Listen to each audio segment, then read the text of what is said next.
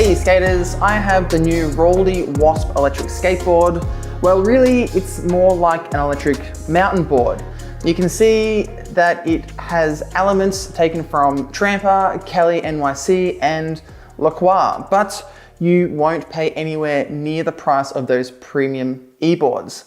The Raldey WASP is priced at $17.99 US, which is still quite a lot of money. However, the value you get from this electric mountain board is pretty insane. Plus, you can take an extra $10 off if you use my discount code eSkate, which also helps me out a bit. This e-board has been known as a few different identities. Daniel Kwan released his review back when it was called the PB Pro, which is quite the mouthful. Then they were going to release it under a different brand entirely called eSkate, but in the end, they decided on going with Raldey WASP, which I think is a great name. It's nice and simple, and it's not another GTR Pro V4S type of name.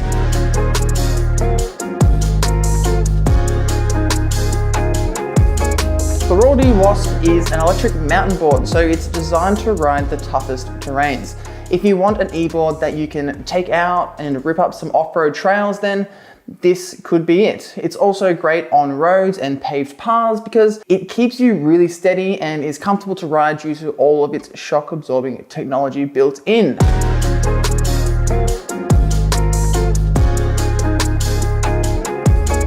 The Raldey WASP is loaded up with a 12S 4P 907.2 watt-hour battery and dual 1500 watt 6374 belt drive motors, all controlled by a Lingy VESC. So these are big specs and they're marketed to get you a range of 35 miles or 56 kilometers and a top speed of 39 miles per hour and 62 kilometers an hour. And it's able to climb hills with a grade of 40%. Now this is insane for an e-board of this price. So I took it out for my initial ride and I ended up riding for about 11 miles, which is 18 kilometers, and I had only chewed through a fifth of the battery.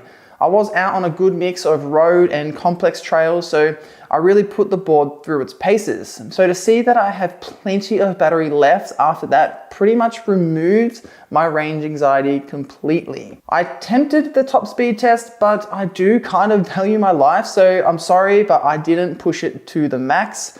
I'm just not that confident enough, and as it turns out, the ground is pretty hard when you hit it. The max I reached was 28.3 miles per hour or 45.7 kilometers an hour, and that was plenty for me. There was a ton of room left in the throttle, so you crazy kids out there will have a field day with this e-board. One thing I will mention is that I didn't experience any speed wobbles, which is a great sign. The faster you go, the more likely you'll encounter speed wobbles, but a well set up board can reduce the chances dramatically. Climbing ability on the Raldey WASP is a non-issue. It hammered up my regular testing hill at about 17 miles per hour, which is 28 kilometers an hour, without any problems. I also took it up a pretty gnarly off-road incline that had a lot of protruding rocks and crevices, and I was able to finesse my way up quite easily.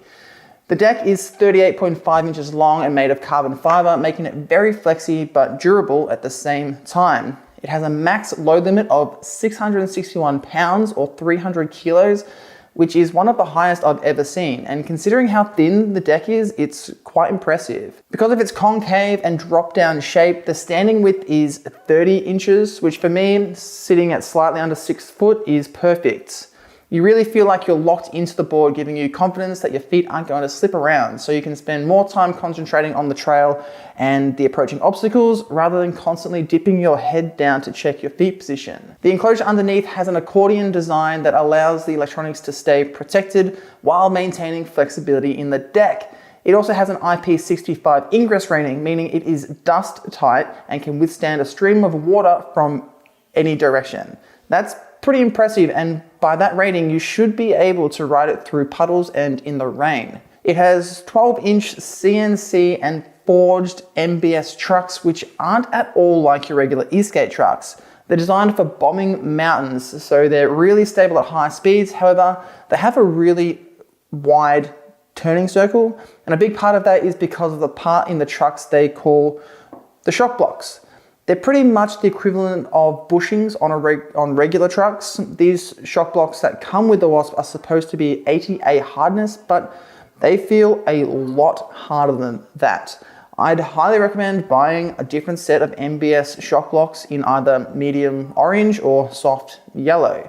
They're only 30 bucks and will increase the quality of your ride experience significantly. You'll actually be able to make turns and even do some carving.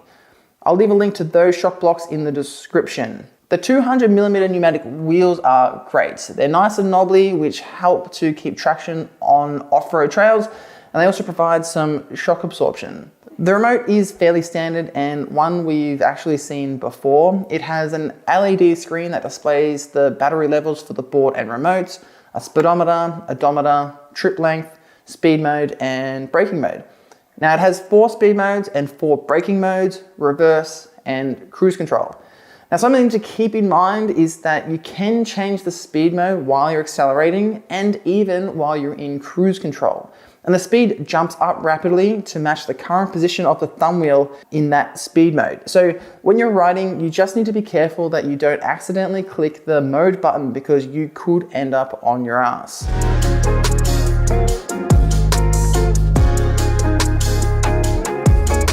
Continuing on with the remote problem, it could easily be fixed by disabling that mode button while the thumb wheel is engaged and just completely disabling it when you're in cruise control mode. Aside from that, the only other issue I had with the Raldey WASP was the stiffness of the shock blocks. They're just way too hard for everyday e-skating.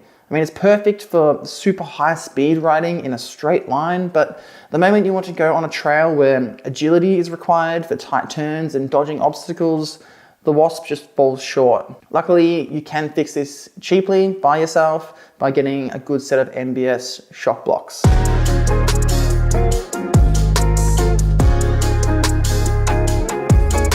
Overall, the Raldey WASP is a great off-road electric mountain board. The moment you replace those shock blocks, you'll have an insanely good electric skateboard that is capable of running any terrain you take it on. It's fast, has plenty of range, it's comfortable, and it seems to be pretty well built so far. I can see myself grabbing this mountain board anytime I want to hit the back trails with my dogs on the weekend. It's also just great to see brands offering more affordable options of the high-end premium e-boards.